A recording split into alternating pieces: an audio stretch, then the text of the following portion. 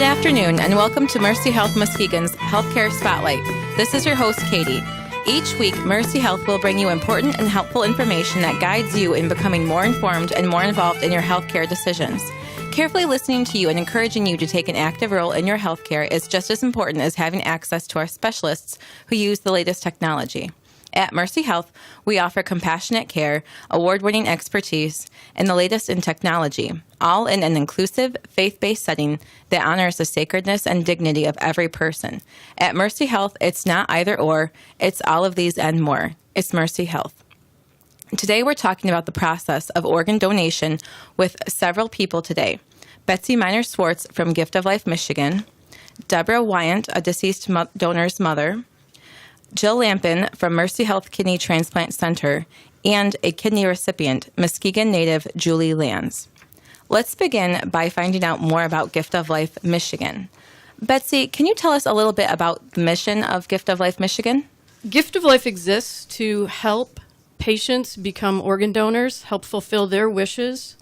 We work with hospitals and transplant centers as sort of the in-between agency, supporting families and helping them make decisions when the donor hasn't made a decision on his or her own, ultimately to make more organs and tissue available for transplant in the state of Michigan. Very cool. What do you find particularly challenging about spreading awareness about organ donation? We definitely deal with a lot of myths in organ donation that are a struggle for us at times. The number one myth is I'm too old. The reality of it is there's absolutely no age limit to register to be an organ donor, and we've had donors in their 70s, 80s, and 90s who have donated. A lot of times it's liver or kidney, and they've saved lives. We have a recipient from the Detroit area who I think she's like 54 or 55, and she has the liver of a 90-year-old woman. And she runs, and she leads a very active life, and she couldn't be happier. So we're waiting for her liver to turn 100 someday so we can maybe have a party for her. But, I mean, that's just one example of, we just hear so often, oh, I'm too old, they would never want my organs, but absolutely. And then the other myth is I'm too sick. So diabetes is not a rule out for organ donation. It's probably not a great illness to be suffering from if you want to donate a kidney or pancreas. But someone with diabetes can absolutely donate their heart or lungs if they're healthy enough when it's time to donate. So don't rule yourself out. It's the doctor's job when it's time to donate to determine whether or not you can actually be a donor. So if you want to help someone someday, sign up. And then let someone else figure out when it's time whether you're able to do it or not. And you mentioned sign up. So how can people get registered to be an organ donor? Yeah, thanks for asking. It's probably the number one thing we want to stress today is if you don't have the little red heart on the front of your driver's license, it's tiny. It's down in the bottom left-hand corner. If you don't have that, you're not signed up. It used to be that you signed the back, and that's not how it works anymore. So you can do it a number of ways. You can absolutely do it quickly in about 30 seconds online at giftoflifemichigan.org. There's a little button in the upper right-hand corner that says sign up. It'll take you to a page where you're going to input basically just 3 pieces of information from your driver's license, and you'll get a little sticker in the mail in 2 weeks. That's the way to do it from the comfort of your home with your laptop. If you would like to, you can also ask the clerks at any Secretary of State branch office to add you to the Michigan Organ Donor Registry. Very cool. And how many people do we currently have registered in Michigan? Registered in Michigan. So I know it's 58% of adults in the state of Michigan, and adult meaning 18, are registered organ donors. 4.5 million residents in Michigan. Is that higher than the national average? Is that lower than the national average? Do you know if that's... It is slightly higher. About 54% is the national average. What do you think is keeping the other 42% of people, if you could say, what's keeping them from becoming organ donors? I think some of the myths that we talked about earlier really hold people back. I think general awareness about how easy it is to donate and just how rewarding. If people would just stop for a minute and think about the fact that you're really only going to get one chance in life, maybe for most of us, to save another person's life, and organ donation is the way to do it. And it doesn't get really any better than that. Yeah, for sure. So, and you mentioned about how saving someone else's life. Also with us is Deborah, who's a family member she had became a deceased donor. So, Deborah, who in your family became a deceased donor? That was my 21-year-old daughter, Shayna. Okay. And Shayna? Shayna. Shayna. What kind of person was Shayna? She loved life. She liked to help anybody anytime that she could. She liked to argue with her mother, but she was a wonderful mom. She had left us with a 1.5-year-old grandson. She just loved life. She wanted to help any way she could. Very cool. And was it very clear? Was it clearly communicated to you that she wanted to become an organ donor? When we got her driver's license when she was 18, her and I talked about it when we on the way to get her license, and her comment was, "Mom, wouldn't it be so awesome? Sorry, to be able to save somebody's life." And Betsy, for your traditionally in Gift of Life Michigan, when you talk with families with dealing with deceased donors, do you find that there have been conversations that have taken place, such as in Deborah's family? lots and lots of times. And when that does happen, it makes it so much easier for the families.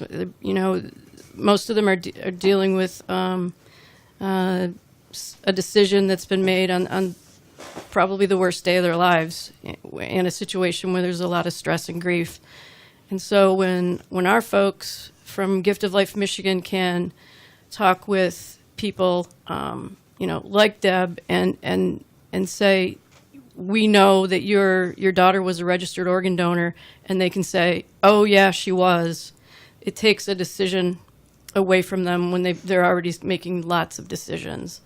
So registering and then letting your family know is really doing a favor to your family. What is it like when they don't have that little heart on their license? What are those conversations like instead? What happens is the family makes the decision on their loved one's behalf.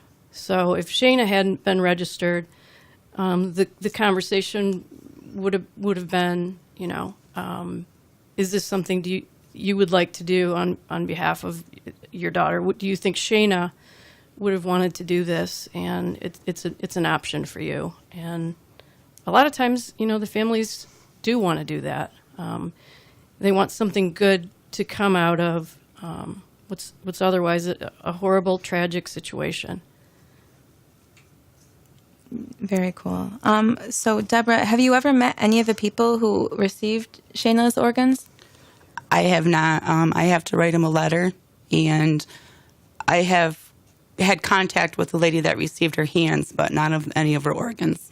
So her hands, I had not heard of that before, being a hand donor. Betsy, is that something that we have seen before? You want to talk a little bit about the hand donation? Yeah, sure. So just to back up a smidge, Shayna donated both of her kidneys, her pancreas, her liver, and both lungs. So she donated 5 organs. Both of her kidneys went as a dual transplant, so a kidney pancreas went to one person, and kidney liver went to another person. And then her lungs went to another person. So it was six organs, 3 people. So wow. You do the math on that. Pretty amazing. In addition to that, Deb's daughter, Shayna, became the very first person in the state of Michigan to donate hands to another person. So Deb and I were talking at lunch before this about what that process was like in terms of asking permission, and she mentioned to me that if she could tell the Gift of Life representative was nervous to ask her, but made it clear that this is a really incredible opportunity and super rare. And Deb told me it took her about 30 seconds to say yes to that. So it's an additional authorization. So if you're registered to be an organ donor, you're not registering to be a hand donor. It needs another level of approval from family. Okay. Very interesting. So also joining us today is Jill Lampin with Mercy Health Kidney Transplant Center. And we have at Mercy Health a long history of kidney transplants. So Jill, can you tell us a little bit about the history of the center and just some recent statistics and accomplishments that you guys have had? Yeah, absolutely. We've been doing kidney transplants at Mercy Health St. Mary's since 1973. As of yesterday, we have performed a total of 2,358 kidney transplants. This year, we've done 22. An average year, we do about 80 to 90. However, last year, in 2016, we performed 137 kidney transplants. So it was a busy year for us, but we're really excited that we were able to help so many people in West Michigan with a new kidney. Very, very true. So why do people need a kidney transplant? What kinds of things make it so that people would need one? Well, ultimately, it's failure of your native kidneys or the kidneys that you're born with that lead to the need for a kidney transplant. And those kidneys could fail as a result of diseases that affect the kidneys. So the most common diseases that affect the kidneys are high blood pressure and diabetes. Okay. So we talked a lot with Gift of Life Michigan and with Deborah about deceased donors' kidneys and other organs.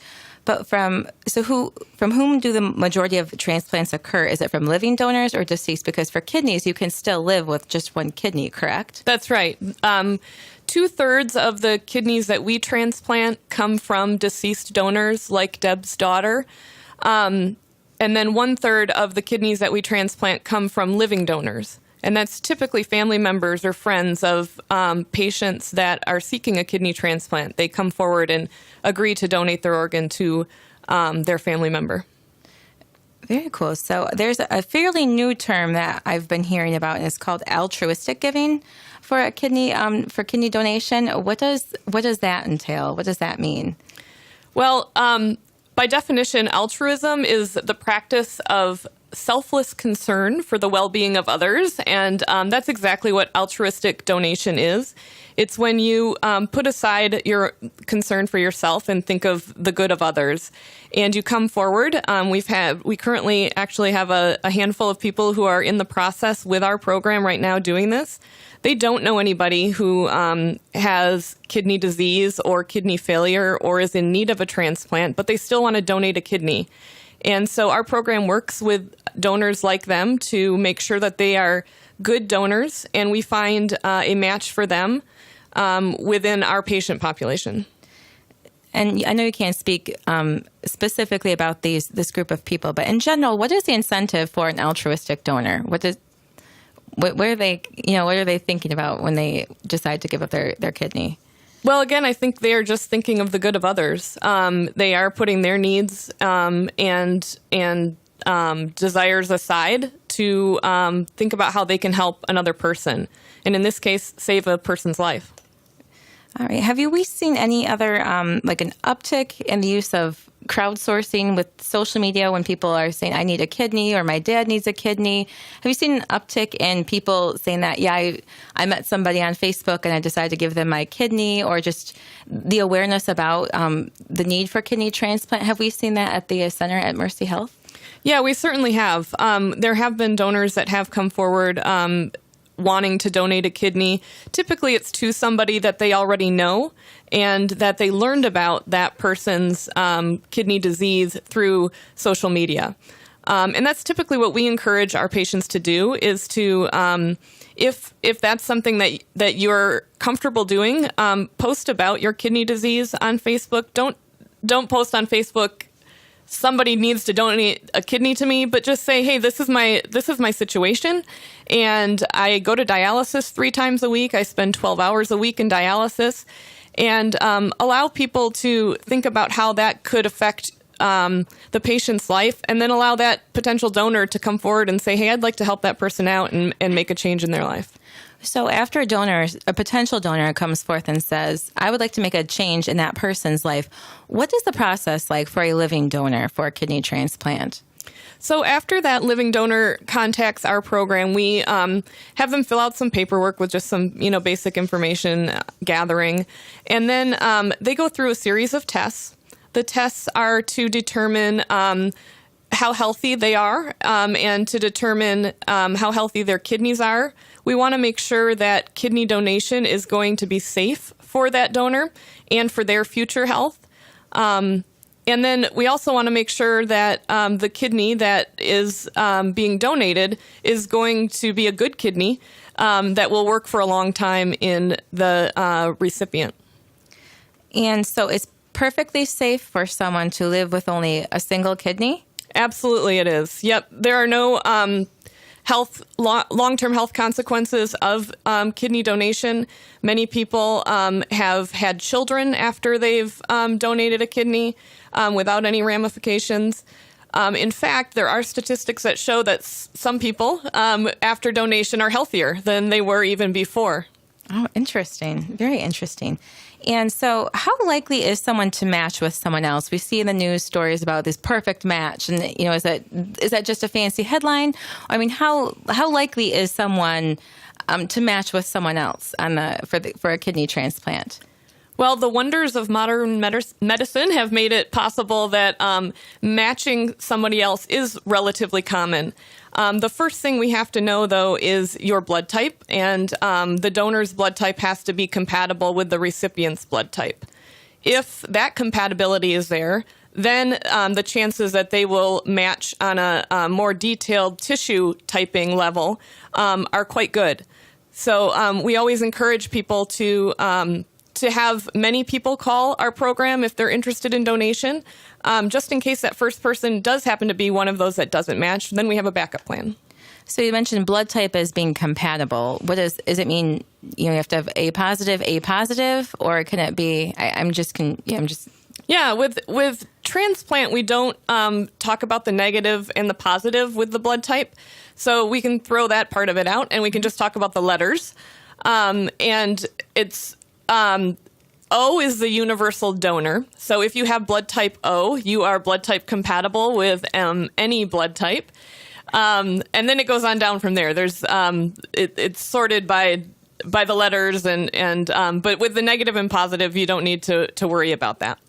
Okay, that's very interesting. So how can people find out more information about the process of kidney donation and if they would potentially qualify to be a kidney donor? Well, we are currently working on our website, but we would encourage you to start there if you're looking for more information. And that website is www.mercyhealthstmarys, all one word, .com. And then you're going to click on the services button and click on surgical, and then you'll see the kidney transplant option there, and that'll give you some more information. Very cool. So now I would like to talk with someone who, kind of walking through the process, we talked a little bit about the deceased donors, we talked a little bit about the living donors, and so I want to talk with a recipient. So here with us in the studio is Julie Lands, who's a Muskegon native, who has received a kidney. Julie, welcome. So Julie, can you talk to us a little bit about your your disease? What was that like? Well, I was born with reflux, and I didn't realize how had it affected my kidneys with all the UTIs I had growing up until I had my first pregnancy at age 22. And became aware then that my creatinine level was increasing. And then at age 27, when I had my second child, that's when it was the aha moment that we needed to start tracking my kidney function and levels. So I was able to maintain my native kidneys until, I'm going to show my age here, until age 47. So for nearly 20 years, I was able to maintain blood pressure medication. Of course, like you said, high blood pressure is really a damaging factor to your kidneys. And I was able to maintain that for nearly 20 years. And I was told at age 47 that I needed to get a transplant. I needed to look at going on dialysis. I had done everything I could by eating right, exercising, living a clean life to avoid that process, because anybody who's gone through dialysis knows it's just very miserable and it's very cumbersome, and you lose your quality of life a little bit because of the time. It's a time commitment. So I got that call on June 12th, 2013 from the St. Mary's Transplant team. It came at 11 o'clock at night. I thought it was my alarm going off for the office for work the next day, and I had a match. It was that moment that, thanks to the grace of God, I had a new opportunity at a new life. So I had my surgery the next day, June 13th, 2013. Oh, wow. How long had you been on the transplant list? I was on it for approximately 4 years, but I was kind of on a hold pattern for the first 3 years. And it was the last 1 year that my creatinine really started to go up. Okay. Betsy, is that a typical wait? What is the typical wait to receive an organ here in Michigan? It's actually a little longer than that for kidneys, I think. I think it's, Jill, how long is the wait for kidney? The average wait time for a deceased donor kidney transplant in the state of Michigan is 5 to 7 years. Yeah. Okay. So for 4 years was a little bit. For other organs, what's the average wait time for like a? It's less than that, I believe, and it really just depends on how sick you are, and there are a number of factors. I can't actually give you an exact number. It's okay. So Julie, you said that you got a kidney from a deceased donor.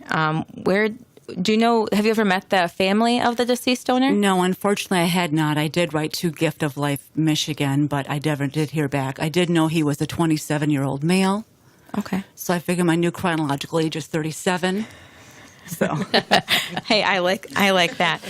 So what was it like, the day after, when you wake up from having surgery and you have a new kidney? Describe that feeling for us. It's quite euphoric. Of course, you wake up and you're quite shocked at the procedure and what had taken place, and the nurses are making you stand up, and you're thinking, are you kidding me? But you do, and then it's amazing how you feel. You've got energy, and I did not realize how tired I was all the time. Mm-hmm. I know I was always exhausted, and I would put on my sandals for the office in the morning, and by 3 o'clock, I would have elephant ankles. They would be swelled up so bad. And couldn't eat, lethargic, very cranky, asked my husband. Plus, you're on a special diet. Before you have a transplant, you have to reduce your potassium. You got to watch your sodium.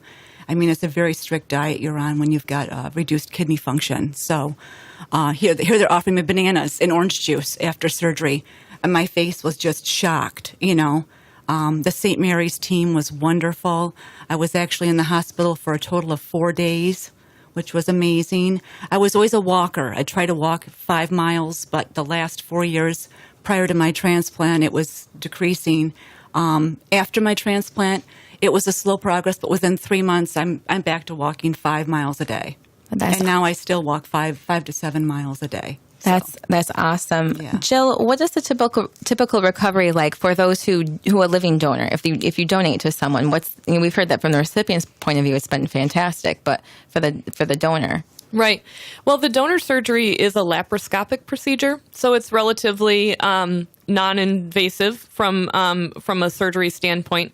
You are left with 3 small incisions that are about 1 inch long, and then 1 incision that's about 3 to 4 inches long. Typically, the donor stays in the hospital for about 3 days prior to going home, and we recommend that donors take about 2 to 4 weeks off from work, depending on what type of work they do. Very cool. And does their insurance company pay for this? How does that all work for payment if you donate a kidney to someone? In general, the recipient's insurance covers the entire hospitalization, the donation, all of that, all the way down to any medicine that you need to go home with. The only thing that the recipient insurance doesn't cover is any health maintenance testing that all of us should be getting on a routine basis. So things like colonoscopies, mammograms, pap smears, that sort of thing. Otherwise, it's all entirely covered by the recipient insurance. Wow, that's great. Very good. So what would you say what would be the one takeaway? We'll go around here, and what would be the one takeaway that you would want people to know about organ donation or about gift of life? With Betsy? Yeah, I mean, you have the power to save the life of another human being. And, one person can save up to the lives of up to 8 people. I say it a lot, but it really doesn't get any better than that as a legacy.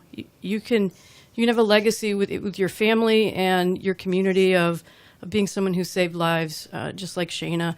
And in addition to that, there's the gift of tissue that can make life better for literally 75 people. And then what we haven't talked about, but is worth noting, is that you can also donate your corneas and give someone the gift of sight.